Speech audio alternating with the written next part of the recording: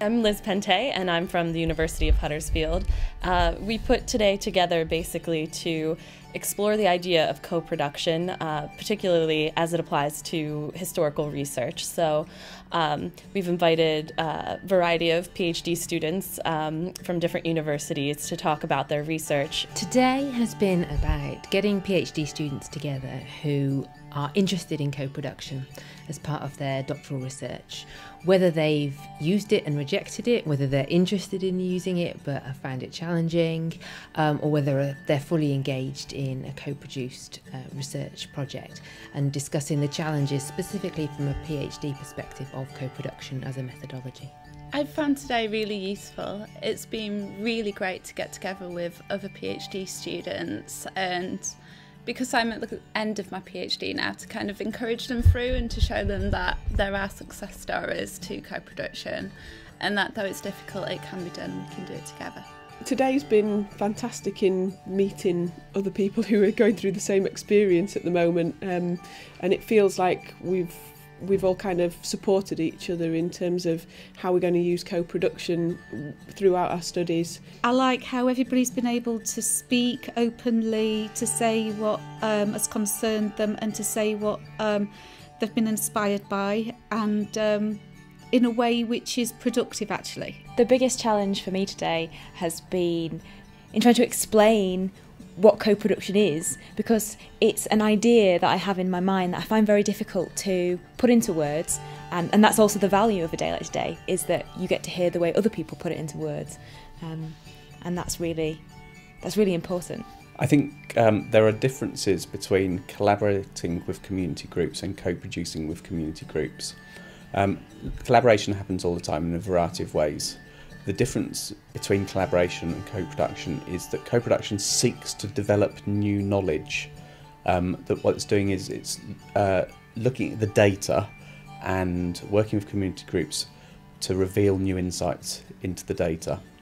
Co-production also, importantly, differs from a lot of research in the past, which was on people. This is research with people at every stage of the process. At its most extreme, co-production would involve non-academics in the design of the research, undertaking the research, and crucially in what you get out at the end. Not just a journal article that 3 people ever read, but something that leaves a legacy beyond academia, whether that's a concrete production or something written, a piece of art. That's for the project team to decide, but it leaves something with the community, and it doesn't just get carried around with the academic. I think one of the best things I've learned out of today would be that there are more researchers struggling with the same kind of issues that I'm dealing with in my own PhD. Often academic pursuits can feel a little isolating, and it's nice to know that there's other people dealing with the problems that come from working with community groups. So it's been a really great way to network, and hopefully we can continue to support each other as we move forward in the PhD process. The biggest challenge has been trying to work out how my PhD fits in with the co-production side of research, and also how it fits in with other people's work that they're producing, and how we can kind of help each other and work through that together, really. My biggest learning point today has been that I actually have more confidence in my PhD than I thought I did, actually.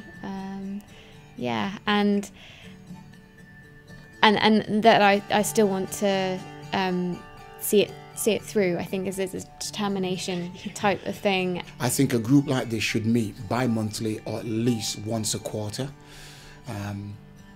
Listening to people coming from different parts of the country and talking about their PhD really gives us a national or sometimes global perspective on what you're doing.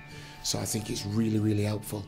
And I want to say a big thank you to Liz Pente for stretching her arm out and getting a day like this together. Well done, Liz. You should do it more often. The great thing about co-production is it encourages people to talk to each other. Doing PhDs is a tremendously isolating experience. Getting our PhD students to talk to each other and to talk to PhD students from other institutions, I think, is the best way of supporting supporting overcoming anxieties so that we end up with successful PhD students who become the next generation to talk to new PhD students and offer models of success.